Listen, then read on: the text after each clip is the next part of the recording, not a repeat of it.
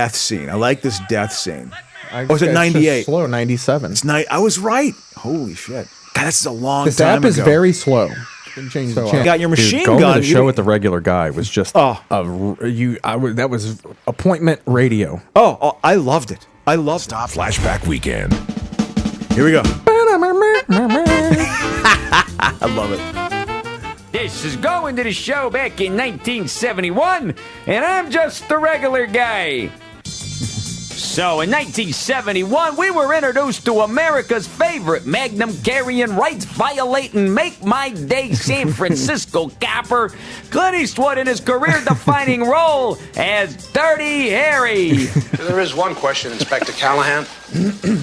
Why do they call you Dirty Harry? And then he'll give you a succinct review of it. Oh, absolutely. Oh, no, they're good reviews. Oh, yeah, Inspector Harry Callahan, badge number 2211. You know, the only people he hated more than criminals? Politicians. Mr. Mayor, Inspector Callahan. All right, let's have it. Dean Warmer. Have what? Your report. What have you been doing? Oh, well, for the past 3/4 of an hour, I've been sitting on my ass in your outer office, waiting on you. And Harry's policy of law enforcement was easy. Callahan. Sir? I don't want any more trouble like you had last year in the Fillmore district. Understand? That's my policy. Yeah, well, when an adult male is chasing a female with intent to commit rape, I shoot the bastard. That's my policy. But I tell you what, he was able to take care of his and I'm...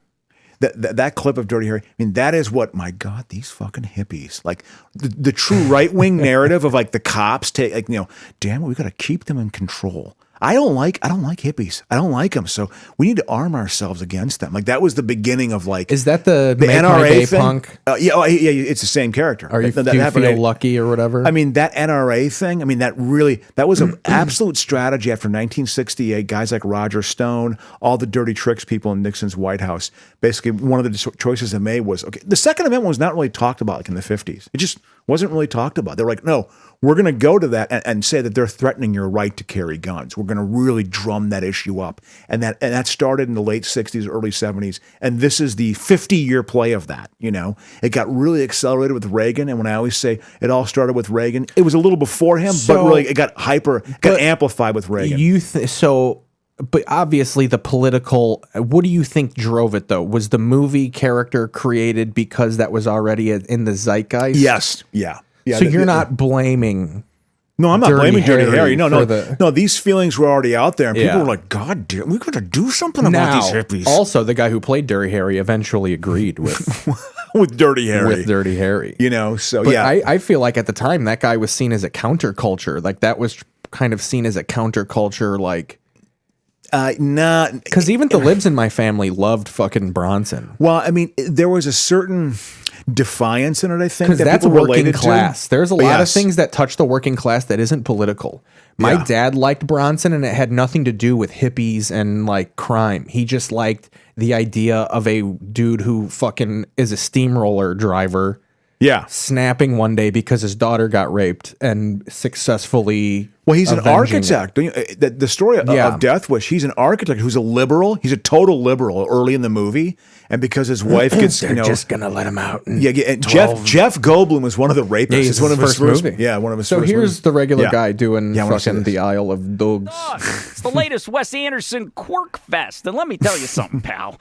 This was one awesome, creative, clever visual feast of a movie, not like anything else you've ever seen. I loved it. If you're a fan of Wes Anderson and a dog lover, you're going to eat this up like Fido would if you put steak in his bowl. If you don't like Wes Anderson movies or you're a cat aficionado, well, then you might think it's a little too weird and you might... Honestly, this shaped my Chicago accent, like how to make fun of it. It's all anything I do. It's the regular guy. Adam, I'm a little offended that's your racist voice. You know what I'm saying? I have nothing but I listen to Otis Redding and all that.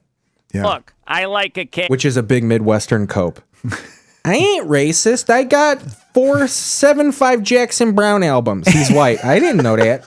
See, here's what's great about the Chicago accent. Yeah. Is that sounds just as believable. It's if you can nail it, you can sound like an expert in anything. That accent, you're breaking down this movie, but then I can go into the 4-3 defense that the Bears are playing, you know? You got to pinch the edges and throw a couple line stunts in there, and then I'll tell you what I thought about Independence Day and during a commercial break.